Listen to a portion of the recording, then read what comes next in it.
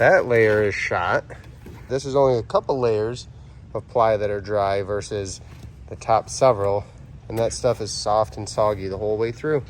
What do you think about that? A couple is 2 to 20. Are you cold? It is chilly. Hey, Tom with Tom's Toons. Let's talk plywood. This is a 2010 Manitou.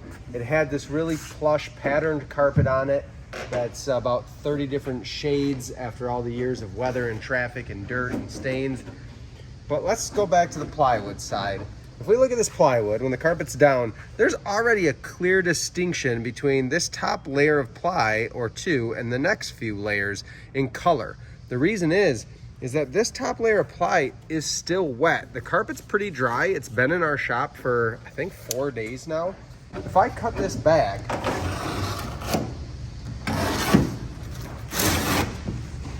it's saturated underneath there. And this is what we're talking about, why it's important to replace your plywood. Because if you look at how soft this top layer is, I mean, you could sand that off, sure, and you do have a bunch of layers left, but we don't know exactly how far that rot goes down. We're not going to chance it. The boat's only 12 years old. Doesn't matter. It's getting new plywood because the vinyl it sits on top is waterproof. Therefore, we're not going to get that rotting from the top down. Underneath looks great. I get it, but it's rotting from the top down. You can see the hardware's all rusted, corroded. We don't want to risk that. We're getting rid of this plywood. It's getting brand new plywood, brand new vinyl. And that's why this is the perfect example. And honestly, the more plush your carpet is, probably the soggier your plywood gets. Perfect proof right there. That layer is shot.